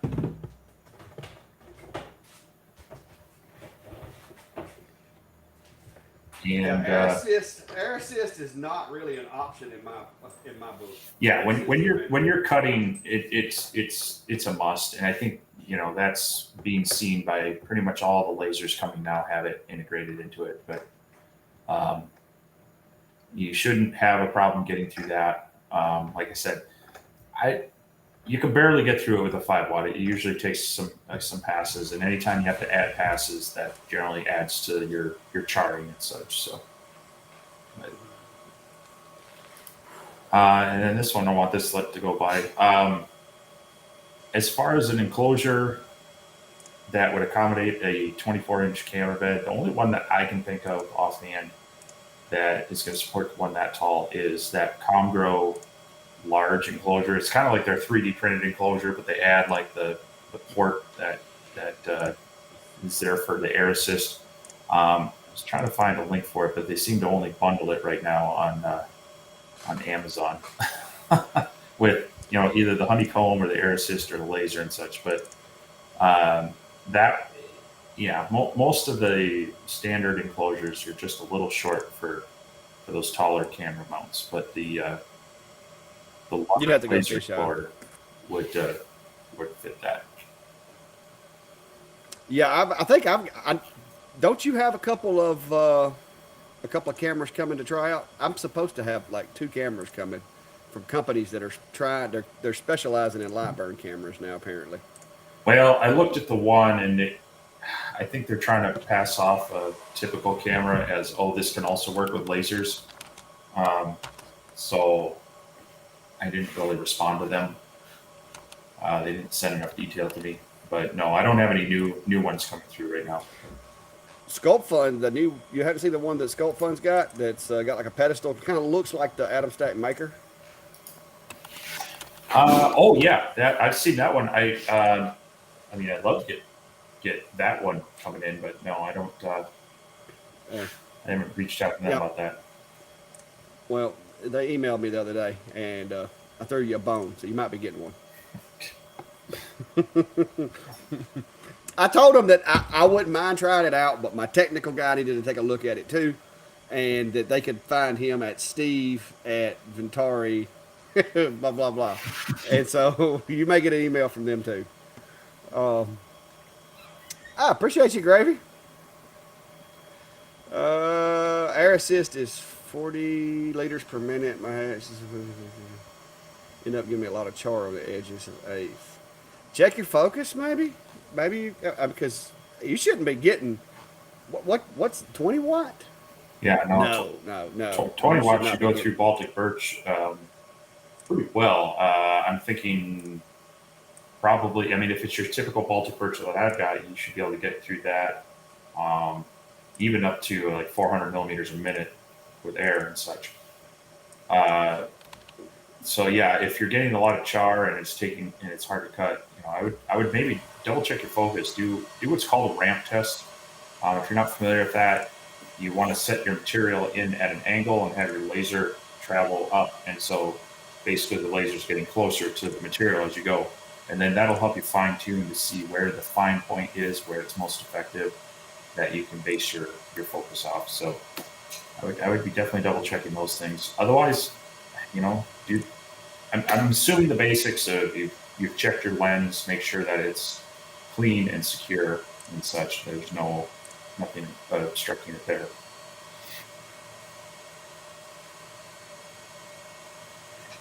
Yeah, that would be another thing is double check that lens because a dirty lens will definitely cause some problems with your cutting, and it will give a lot of the same characteristics of being out of focus because when the lens cracks, it technically is out of focus.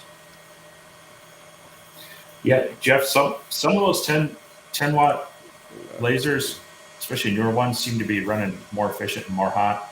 Um, but also sometimes I tend to find my maximum and then bring it down a step or two, because we all know the wood is imperfect, and I'd rather go a little bit slower and ensure I'm getting through some of those tougher areas than not. So yeah, you can run it faster, but that's when you're going to push. Unless you know your material's perfect and your setup's perfect, you're gonna possibly run into areas where you get gaps in your cuts. So that's why I kind of back it off a step or two once I find kind of a maximum rate. I just don't. I want it to be successful. So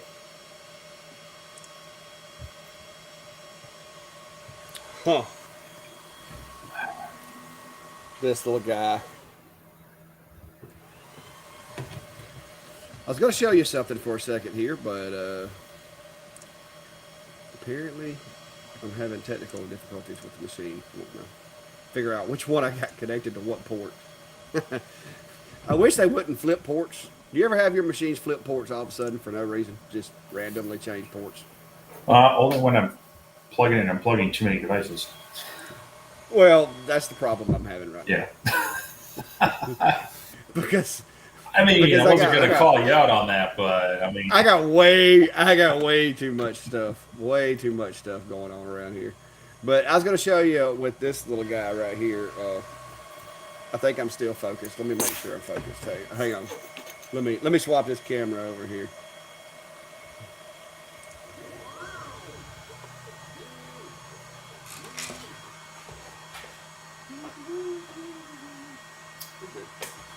Yeah, that is my clack shack. Longer after I remove the lens focusing tool. But yeah, this right here is that's 3mm plywood right there, and this is running at 12 millimeters a second at 100% output. And we cut the air. Oh, wait a minute! Wait a minute! I don't have to on this machine. I keep forgetting. But anyway, here we go. Hey, I didn't put my glasses on yet. Ah, you're good. The camera will protect you. The camera will protect you, bro. You're good. It's just gonna be a lot of blue. But that is like I said, now that's 12 millimeters a second. Let me let the smoke die down a little bit before I open that. That thing generates some smoke now, guys.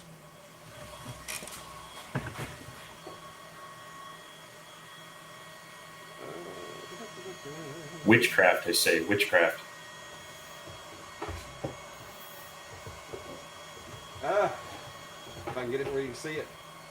No charge, guys. No charge. 12 millimeters a second. Little cat hair. No charge. No charge. But now that's a lot bigger machine. That's a lot stronger machine than a 20 watt. I'm just going to throw that out there. But yeah, that's at 12 millimeters a second with air assist. I'm running 10 psi to the regulator, running the M8 setup on that. So that thing's awesome. I got some more videos coming. So hey, it's hard for me to imagine cutting at 12 millimeters a second. This is the first machine I've been able to do that with any. Which now that, to be honest with you, that was 1/8 inch. I probably could have run it up close to 20, but it'll cut 4.9 millimeter Luan at 12. I forgot what I was cutting. So Big Scooby 76 asking if we use a dedicated computer for running laser or one computer for everything. Well, you're asking an IT guy if I'm using one computer for everything. So no. As a matter of fact, on my network right now, I have 46 different devices. But I actually have 3 different computers set up with Lightburn, and 2 of them actually run lasers. So I've got my desktop down in my basement shop that I have a small USB hub on, so I can run a couple devices at a time, whether I'm setting one up, maybe one's bench style, and then a couple enclosures down there. But I also have some other design software on there. I have Vector on there. I have other things, web browsers and such as well. Then I have my laptop that I can bring out here to the shop, and that can run my CO2 laser. It can run any diodes out here. But when it comes to my CNC machines, those tend to have a dedicated computer to them that I will transfer files to. Just a little bit of a difference in that it's easier to have them set up just primarily running that than the computers for the lasers. Well, I have 2 computers, but my laptop stays in the house. The computer that I've got out here runs everything in this shop. It's got 8 cameras connected to it for various things, whether it be my enclosures or whether it be for recording or videoing. The other day I had the CO2 laser going, I had the fiber laser going, I had my P20 going, and I had the AtomStack A30 over here going off of this computer working on projects because I had an engrave going over there. I was cutting out some stuff on the P20. I was engraving cutting boards over here on the AtomStack, and I had the comb marker back there using the foot pedal, turning out some ink pens and stuff. So it's crazy around here. But now I don't have my computer that I'm running in here is not your average computer. It's a recycled machine that I used to use at work, and it's a beast. So I'll just say that it is a beast. Yes, well, I mean, I have a lot. not all the devices on my network are mine. You know, I have 3 teenagers at home that have multiple devices themselves. And one of the things that you know, whenever you get married, generally they like to go through premarital counseling. So you make sure you're talking about things. One of the things that I brought up that was a bit unique was that I told my wife that I will always make sure you have a computer because I don't want it wasn't like necessarily a privacy or hiding things. I was like, because at the time I was very much into um, tweaking my computer and I was constantly breaking my computer by doing that. And I knew that I didn't want to be doing tech support for someone that I was sharing a computer with because I kept breaking it. So my wife has her own computer. She has her own laptop and iPad. I have multiple devices for my stuff, but yeah, there's a plethora of devices on my network that I can use, you know, as backup or as primary devices. So No, Brian, if I don't show up, I've got multiple computers, but I only use this one for stuff out here because it is the most powerful computer that I have. Uh, it has like, I think I'm up to probably close to 30 terabytes of storage on it. It's got a RAID built into it in the bottom of it. It's got solid state drive, 64 gigs of RAM. It's got a dual PSI slotted video card from NVIDIA, which is fixing to get an upgrade to a water cooled unit or a liquid cooled unit. But it's a beast. So it's the one I use primarily out here, but I can use my laptop. I've got a gaming laptop that has all my softwares on it that I use to design while I'm in the house. But yeah, this computer, it's got some age on it, but it was a Mac Daddy in its day. Uh, and it's running the Intel i7 4930 with 6 cores and 12 processors. Let's see what else we got here. 64 gigs of RAM, of course, and it runs Windows 10. So pretty decent. Pretty decent.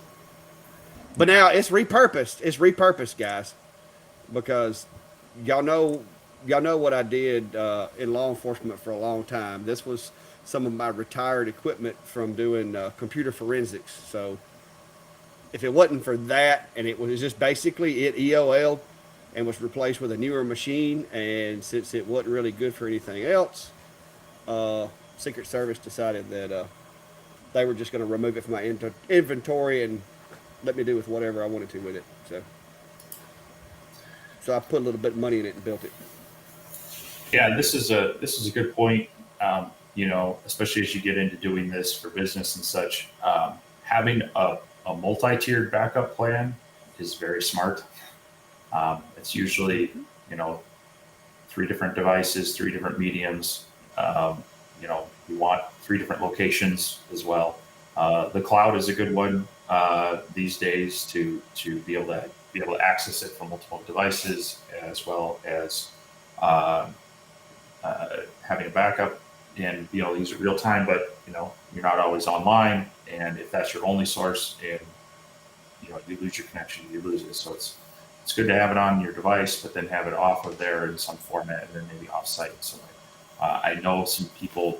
I have friends who, in various businesses, lost very important files to them. Sometimes whole designs that they had worked quite a while on because they had it on one USB drive. They jumped from device to device, and then one day they got corrupt, and they're like, "Oh, well, that sucks."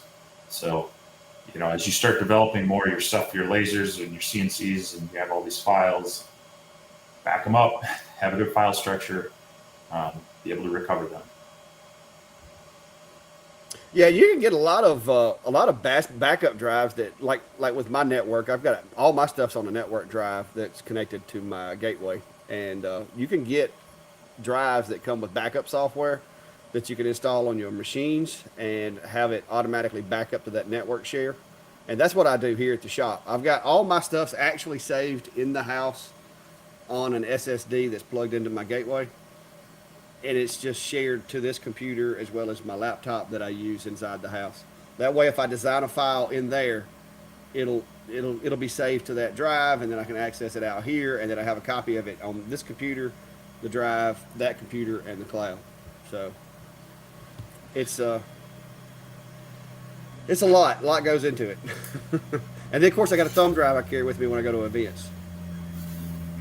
So, yeah, I think Scooby's asking about what, if you're getting a laptop, would you do a basic one or uh, go and get an upgrade for events? Um, this is going to depend on your use of it.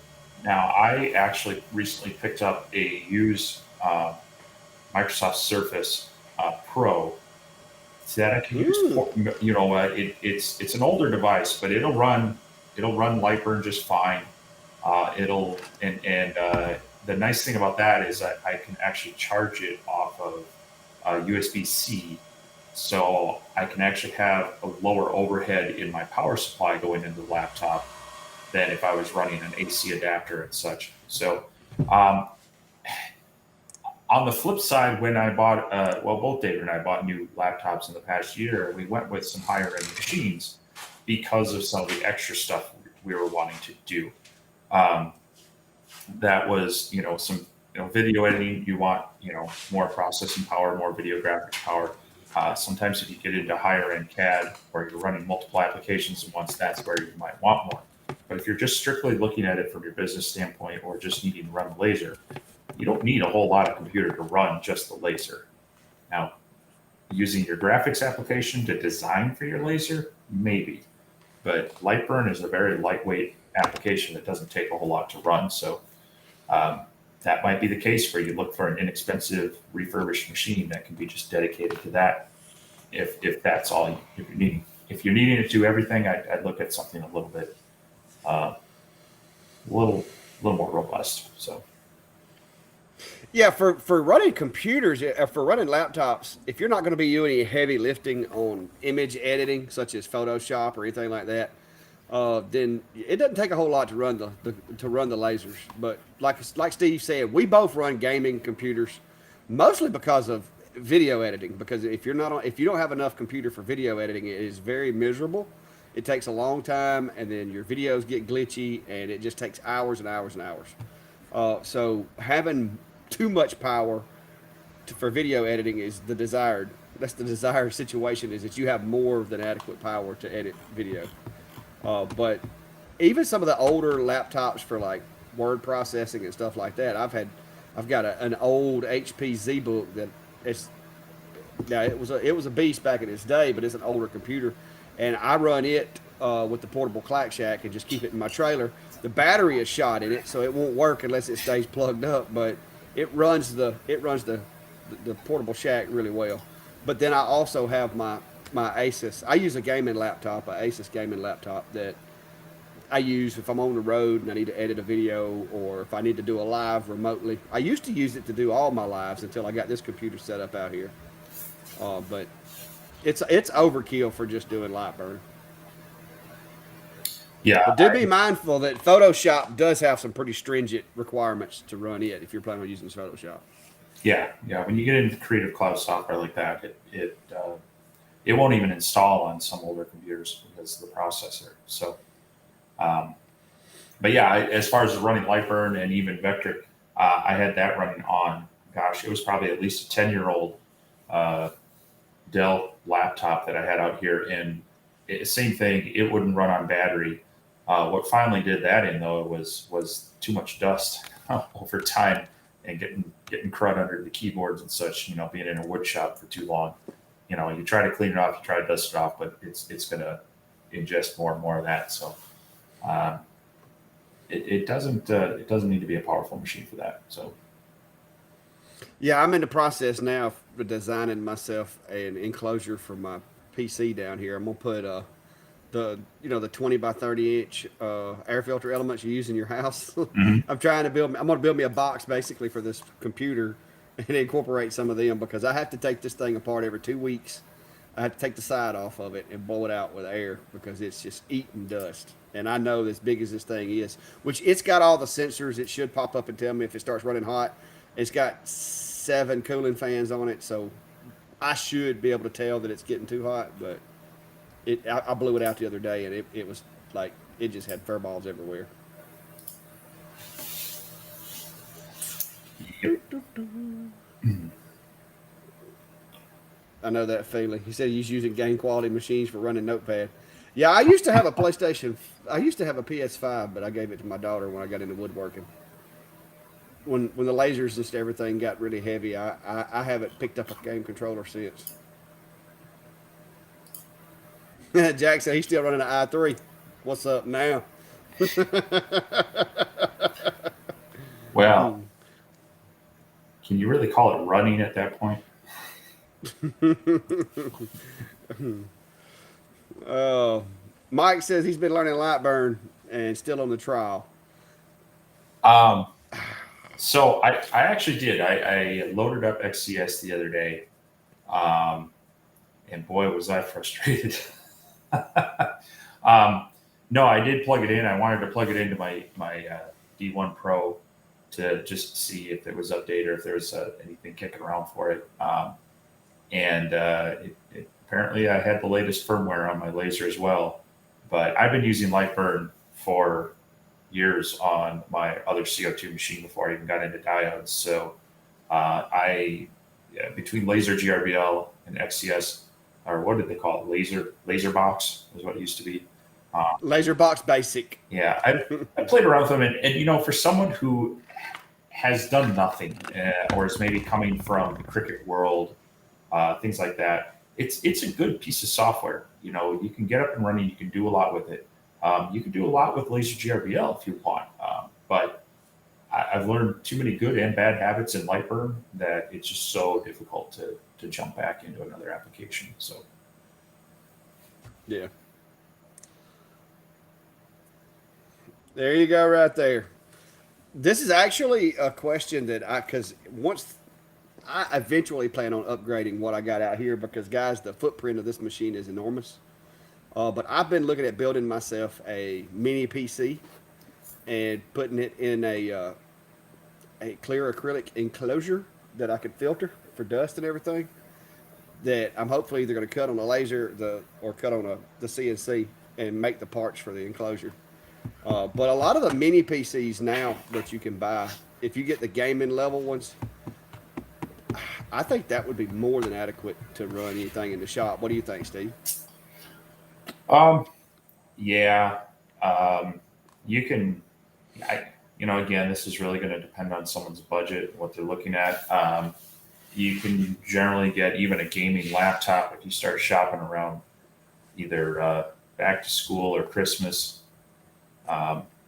There's usually some pretty good deals on those. I wouldn't spend. Well, I shouldn't say that. I haven't priced them out recently. I would hope you could find something in the brand new between $800 and $1,200 depending on features and whatnot. That being said, prices have changed a little bit in the past few years. But don't discount. There's gamers are much like any other hobby. They like to tinker. They like to upgrade. And unless they've really abused it hard, you can get a lot of life out of a used machine. I recently lucked into a deal. There was a esports shop that opened up in town. I don't remember, but it was I think it wasn't too long ago. And they were only open for, I want to say 2.5 months. And they closed shop and they had a big online auction for all their stuff. And I was able to pick up a really nice gaming machine with monitor, with mechanical keyboard, headset, and everything for about $600-700 that basically had not been used. So keep an eye on that. Same thing is that at the college I work at, we rotate out our laptops and our lab computers about every 4 years. And we offer them up for sale to the public, and a lot of times they go fairly cheap. So it doesn't need to be a brand new machine. I would say, you're looking for something that, whether it comes with or is expandable, I would say minimum 16 gig of RAM. Just make sure that if it doesn't have that, you can upgrade it. That's a fairly inexpensive and cheap thing to do. But I wouldn't try running much these days with less than that. You can, but you're going to get frustrated. I try to stick to i5s, now i7s. You can definitely do a lot with an i3. And then a modest gaming video card will help you with some of the graphics and or if you're doing video. But a lot of it at that point is, trying to make sure you're getting an SSD for speed on your files, and you're good to go there. So.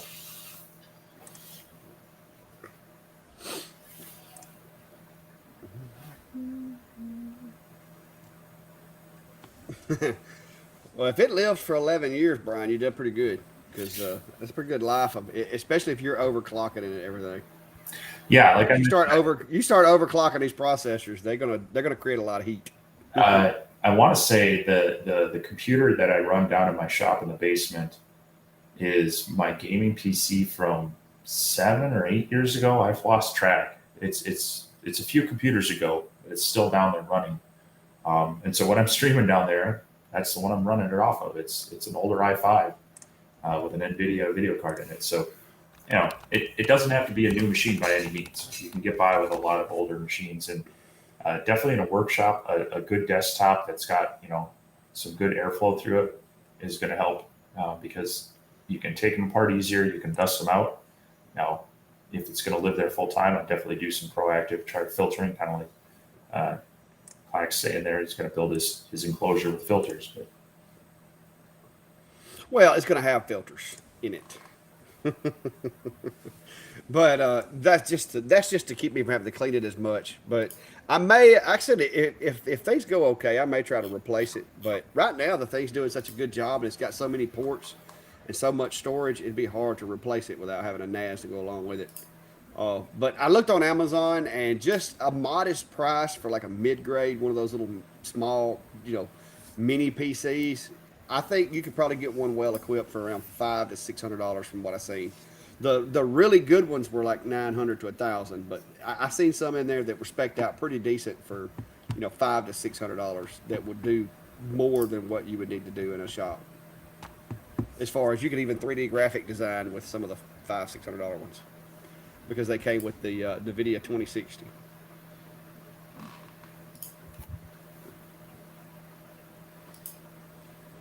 Well, Brian, my computer actually has 6 cooling fans with 4 different thermal sensors located inside the case. So as the temperature goes up, more fans turn on. So I don't have to worry about airflow. This is not a, where it's just convection cooling. This is actually, it's got like a bunch of fans.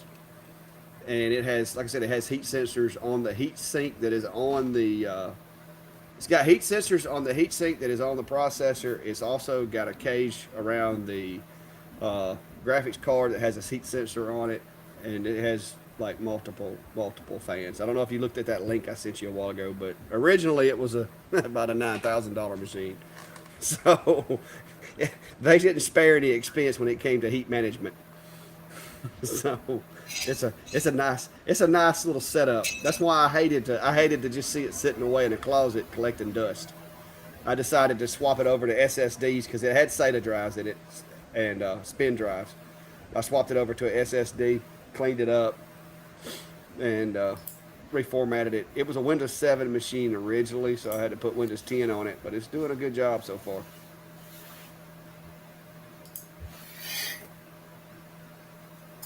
Yep. Yeah, well, I'm trying to think on this older PC. I think I'm still running Windows 7 for the CNC controller, and a machine that I had before that, I think when I sold it, it still had Windows 98, and that thing just had never been online in years. All it did was load up the CNC control software, and never went on the network. So yeah, you can get away with that as long as you're it's an offline machine and you don't ever put any viruses on it. Just the machine that's great. But if you're needing to use a machine to do multiple things, then yeah, it takes a while for that. So.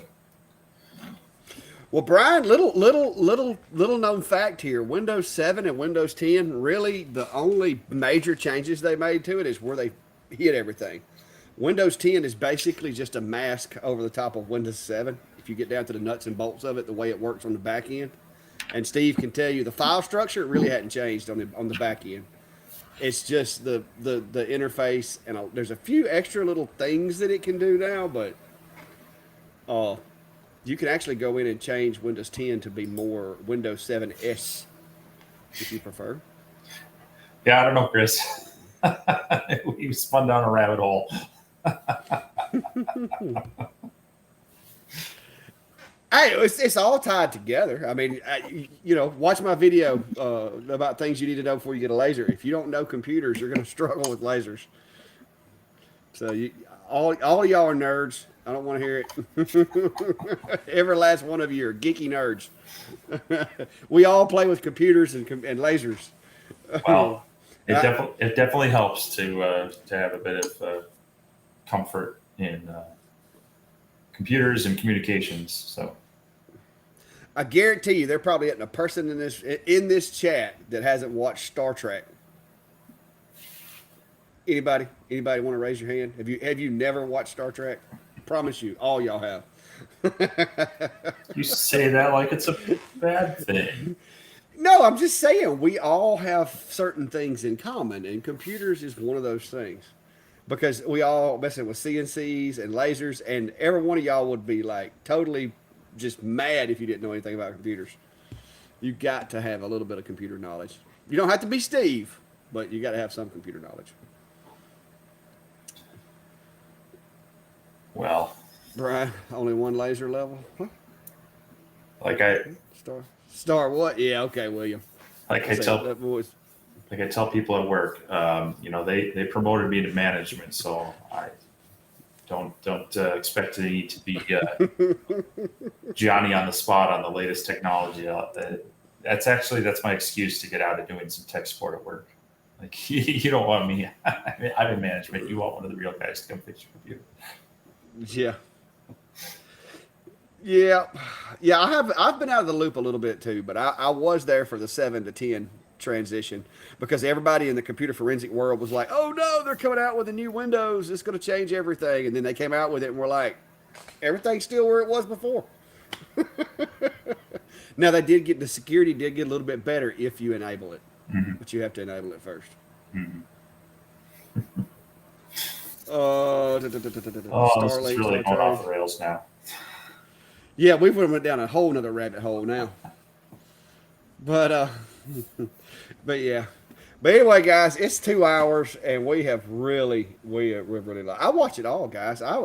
Let's put it. Here we go. Y'all asked for it. Here it is. Star Trek, Stargate. Who remembers that one? What is it? SG-1. Star Wars. You name it. Okay, I watched last night. I actually found out that sometimes last year, while I was out here talking to you guys last year, apparently they came out with a new Avatar movie that I didn't even know existed. So I made it about halfway through it last night before I went to bed, and I've got to go finish the other half tonight. But yeah, I'm a sci-fi guy. I don't do news. I don't do other stuff. I do news and science. So have you watched Dark Matter? Dark Matter. Maybe. I don't know. Okay. I don't know. Maybe not. Let's see. Somebody asked me a question. I've got the TTS 20 Pro up here, Daniel, but I got backed up with machines, and then I got this cool thing right here in. And I'm not gonna lie, between the fiber and the CNC, I was like a kid at Christmas, and so I really haven't been doing as much with diodes. I've been doing my jobs that I have to do. But I'll start a cutting board over here, and I'll go over there and play with one of those two machines. So I've got to get back on task. Two Trees sent me some sample materials or whatever to play with. So I'm probably going to take the TTS and do a video with that. But for right now, I'm trying to stay caught up and bouncing between machines, trying to learn these two guys. Because there's definitely a learning curve with the CNC. I'm still running the baby module right now because I don't feel like I'm ready to take the training wheels off just yet.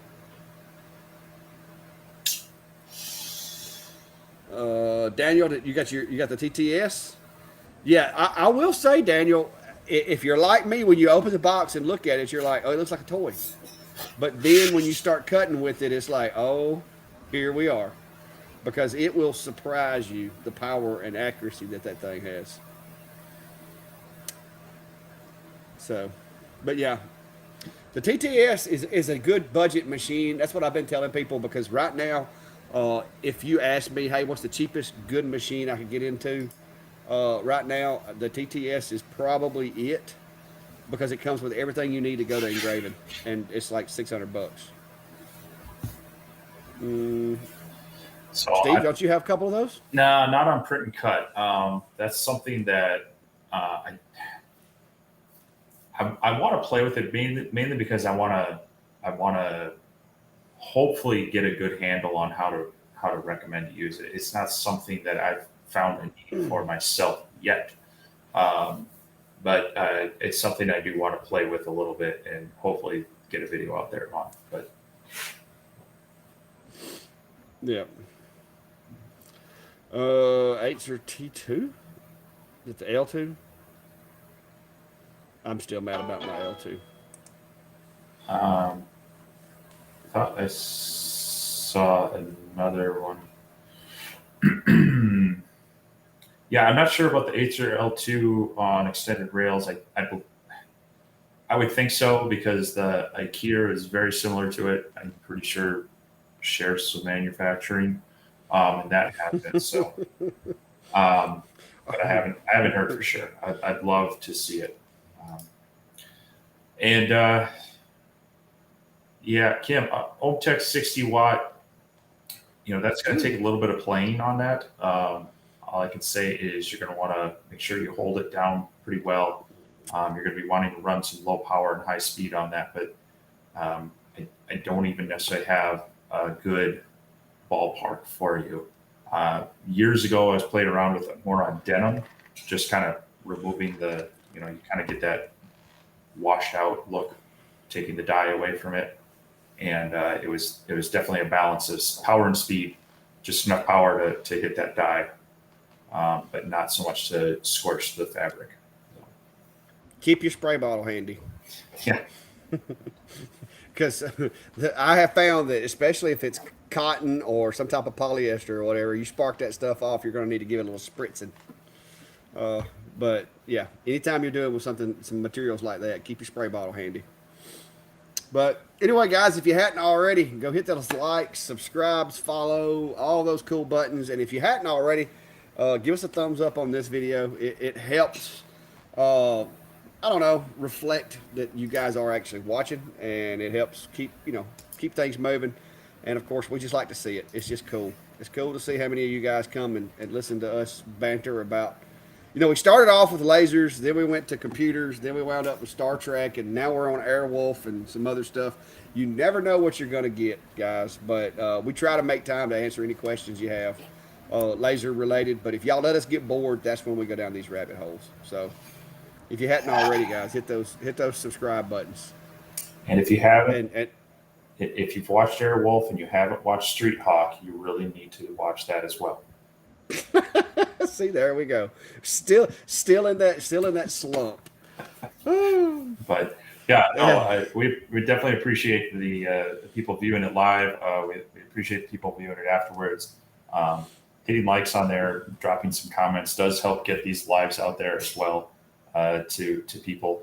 And we do a lot because it's fun interacting directly with you guys, and so that's more for it than anything else we get out of these lives. So just want to keep them coming. So keep bringing your questions, your ideas, throw them at us, and we will keep bringing them back each week.